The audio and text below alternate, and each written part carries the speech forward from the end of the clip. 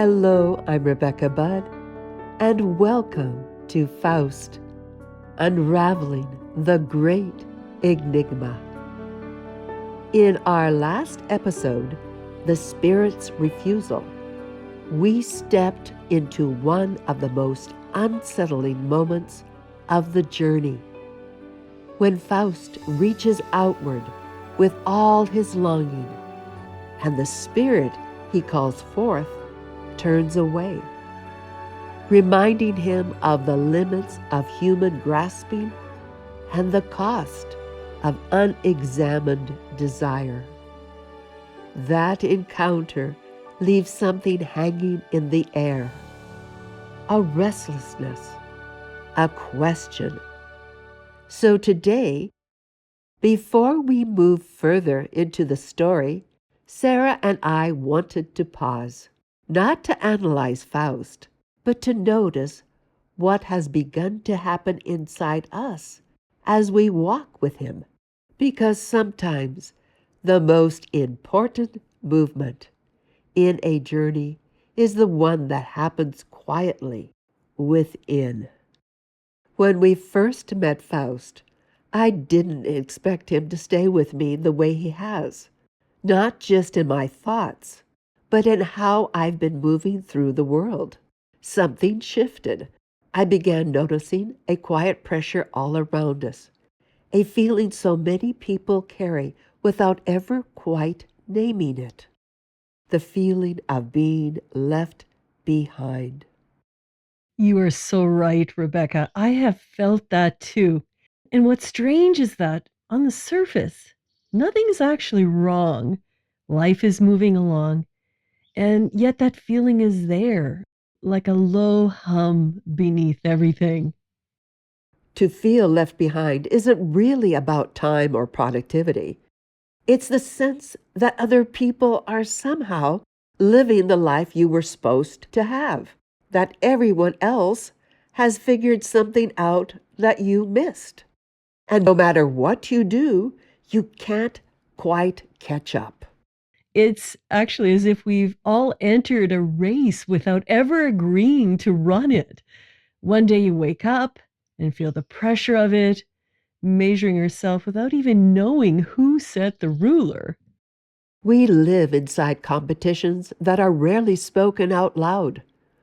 A better job, a bigger house, a more beautiful kitchen, a more disciplined body, a more curated story, a more exciting life. And yet, hasn't it always been this way? Different objects, same unease. Once it was the best pie at the church social, the finest buggy in town, the biggest harvest, the neatest home, the most obedient children. We've always been quietly ranking one another and ourselves. Comparison is the oldest form of unrest. You're right, and now consumer culture has learned how to feed it. It attaches belonging and worth to objects. It whispers, if you buy this, you're keeping it up. If you don't, you're falling behind. So people aren't really shopping for things, they're shopping for relief. Relief from inadequacy, relief from the fear of being invisible, relief from the ache of feeling left behind. And the relief never lasts.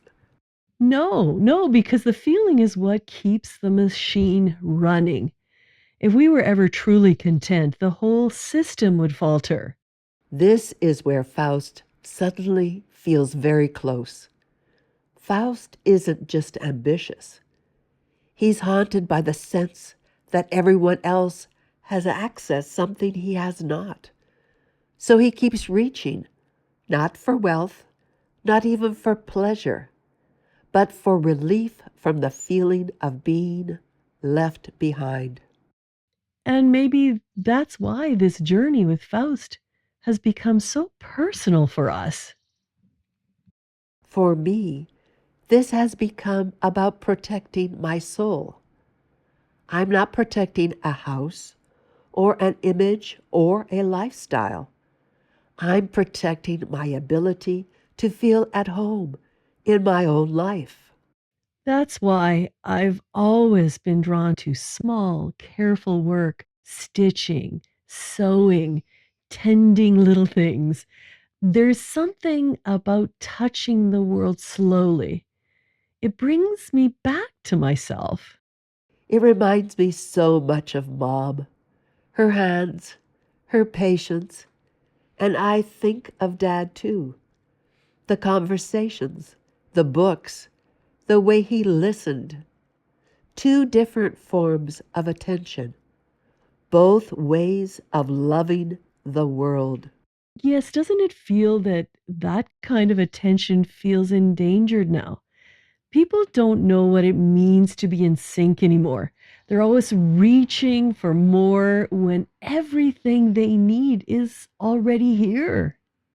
And that's what gives me hope. Because the moment you see it, you can choose differently. So, what does Faust look like now sitting in his study? I think he looks like someone standing at the edge of realization that the thing he's been searching for has been waiting quietly all along. If you're listening and something in you feels tired of chasing, we hope you'll take a breath with us. Just one. Slow, deep, right here. Because sometimes the bravest thing you can do is stop long enough to notice you are already home. Thank you for joining Sarah and me on our Faust journey. Thank you, Rebecca, for the opportunity to be a part of this conversation. This is Faust, unraveling the great Enigma.